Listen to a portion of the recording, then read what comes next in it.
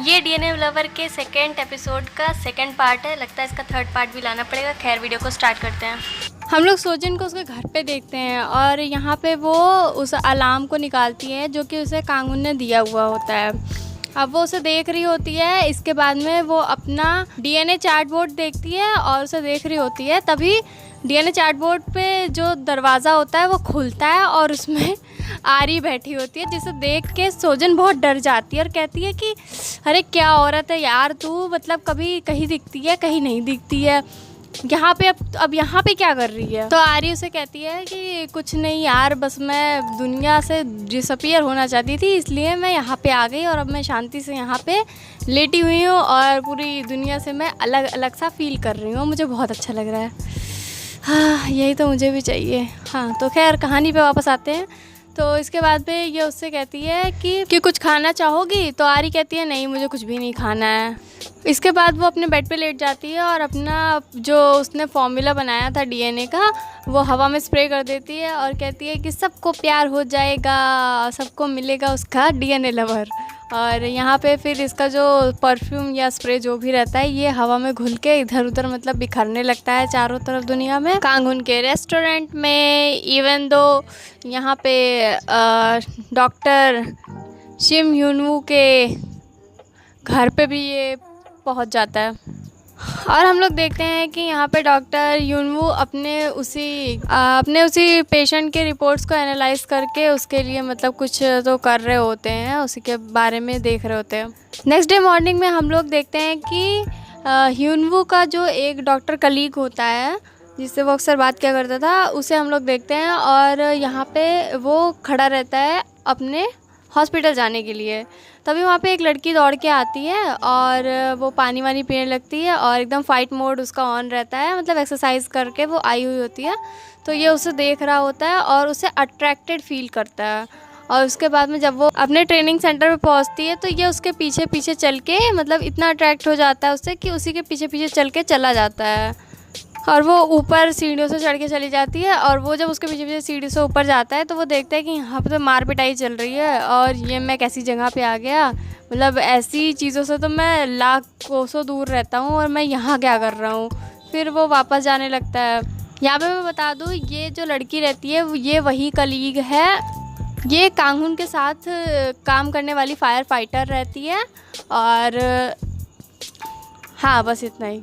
फिर हम लोग देखते हैं कि ये जब जाने लगता है तो वो पीछे से आती है और कहती है कि आपको कोई काम था यहाँ पे। तो वो कहता है कि नहीं मुझे कोई काम नहीं था, मैं बस यहाँ पे ऐसे ही आ गया।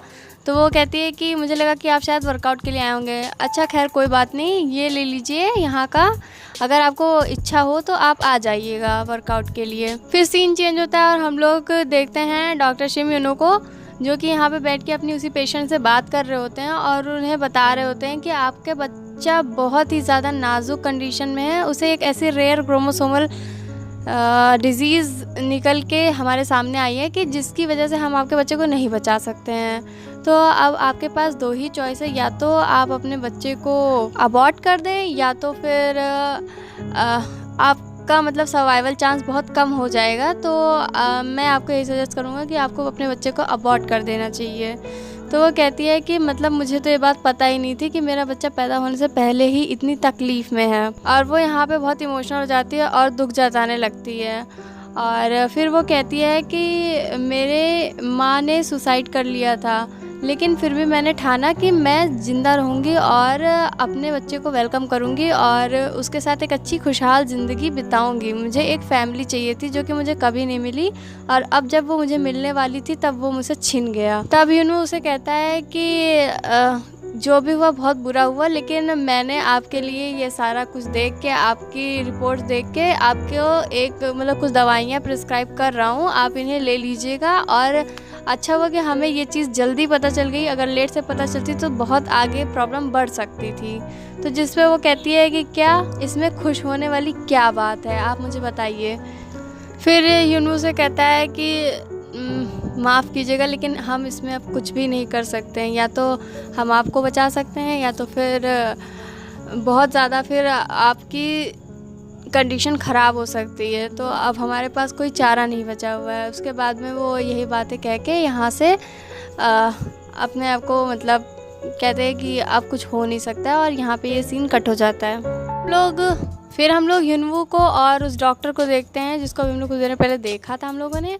तो यहाँ पे वो बता रहा होता है कि मैंने आज एक औरत को देखा, वो पूरी पसीने से मतलब लथपथ थी और मुझे वो पता नहीं क्यों बहुत अच्छी लग रही थी। मैं उससे एकदम अट्रैक्ट हो गया, जबकि वो मतलब एक फायर फाइटर है और मैं ऐसी चीज़ों से जल्दी अट्रैक्ट नहीं होता हूँ। पता नहीं क्यों ऐसा मेरे साथ हुआ और ये चीज़ मुझे बहुत अजीब लगी और मेरा ना बिल्कुल वो टाइप है और वो मतलब पता नहीं ऐसा क्यों हुआ मेरे साथ। तो वो कहता है कि मुझे लगता है कि अब तुम्हें डेट करना चाहिए। तो वो कहता है कि क्या सच में मुझे डेट करना चाहिए? तो वो कहता है कि हाँ, अब तो मुझे डेट करना चाहिए, तभी तुम्हें पता चलेगा कि तुम्हारा टाइप है क्या। तो यहाँ पे ये ऐसे कहता है कि मैं डेट तो करना चाहता हूँ, लेकिन मुझे ये नहीं समझ में आ रहा है कि मतलब कि मुझे मेरा टाइप ही नहीं मिल रहा है, पता नहीं मुझे क्या करना चाहिए। फिर उसके बाद में वो उससे पूछता है कि ह्यूनवू तुम बताओ तुम्हारा टाइप क्या है। तो वो ह्यूनवू इस बात पे जैसे ही बताने वाला होता है तभी उसे कॉल आ जाती है और वो उठ के खड़ा होता है और जाने लगता है। तो वो कहता है तुमने बताया नहीं तुम्हारा टाइप क्या है? तो वो कहता है कि मेरे टाइप का आ गया, अब मैं जा रहा हूँ, यही है मेरा टाइप। बस वो मतलब कॉल के बारे में बोलता है कि यही है मेरा टाइप और फिर वहाँ से चला जाता है। तो वो कहता है अभी भी तुमने नहीं बताया कि तुम्हारा टाइप क्या है। नेक्स्ट सीन में हम लोग जांग मी इन को देखते हैं जो कि एक पॉलीमॉर्फिस्ट होती हैं और वो यहाँ पे एक्सप्लेन कर रही होती हैं कि पॉलीमॉर्फिस्ट क्या होता है, जिसमें वो बताती हैं कि 3 लोग जब एक साथ एक रिलेशनशिप में होते हैं या मल्टीपल पार्टनर्स होते हैं तो उसे पॉलीमॉर्फिस्ट कहते हैं, चीटिंग नहीं कहते हैं। अब ये चीज़ नहीं है और ये ट्रेंड में आ रही है जल्द धीरे धीरे करके, और इस चीज़ को अब हम लोगों को एक्सेप्ट कर लेना चाहिए। और वो इसी चीज़ को मतलब डिस्क्राइब कर रही होती हैं और ये टीवी पे आ रहा होता है शो। फिर हम लोग जांग मी को उसकी कार में देखते हैं, यहाँ से वो जा रही होती है एक जगह पे और जब वो वहाँ पे पहुँच जाती है और अंदर में जाती है तो वहाँ पे वो देखती है उसकी मम्मी को जो कि एक आर्टिस्ट होती हैं और वो यहाँ पे अपनी एक बहुत प्यारी सी पेंटिंग को लगा रखी होती हैं और वो जैसे ही जांगमिन को देखती हैं और बहुत खुश हो जाती हैं और उसे गले वले लगा लेती हैं। फिर उसे बताती है कि देखो ये मेरी पेंटिंग है और मैंने इसमें खुद को बनाया है। तो वो उसे कहती हैं कि तुम इस फ़ोटो को देख के बताओ तुम्हें क्या महसूस होता है, इसे डिस्क्राइब करने की कोशिश करो। तो कहती है कि एक औरत है जो कि बहुत खूबसूरत है लेकिन वो रो रही है और ये इसके हाथों को क्या हुआ, इस पर क्या मतलब आपने ये क्या वेंस बनाई हुई हैं? तो वो कहती हैं कि नहीं, ये रस्सी है, यानी कि वो आज़ाद होना चाहती है और वो एक कैद में है। इस फ़ोटो में मैंने खुद को ही पोर्ट्रे करने की थोड़ी सी कोशिश करी है। और वो कहती है कि ये बहुत खूबसूरत पेंटिंग है मम्मी, आप बहुत अच्छे मतलब पेंटर हो। इसके बाद वो उससे कहती है कि चलो एक फ़ोटो लेते हैं। उसके बाद वो उनके साथ एक फ़ोटो लेती है और उसको अपने इंस्टाग्राम पे अपलोड कर देती है, जिसको हान सोजिन देख रही होती है और वो देख के कहती है क्या ये लोमड़ी मेरी माँ के करीब कब से हो गई और क्या मम्मी ने इसको किसी अलग तरीके से पैदा किया है। और वो उसे मतलब ऐसे उल्टी सीधी बातें बोल रही होती है, यानी कि यहाँ पे रिवील होता है कि ये दोनों आपस में बहनें हैं और ये इनकी माँ होती है। फिर यहाँ से सीन चेंज होता है और हम लोग सोरी को देखते हैं। वो यहाँ पे बैठ के उसी पोस्ट को देख रही होती है और कहती है कि ये लोमड़ी आजकल कुछ ज़्यादा ही नहीं फुदक रही है। इसके बाद में उसके पीछे जो उसके पीछे खड़ी होती है, उसके बाल बना रही होती है, वो उससे कहती है कि ये इस औरत के साथ यहाँ पे आ चुकी है। तो वो कहती है इतना क्यों यहाँ आजकल फुदक रही है इधर उधर।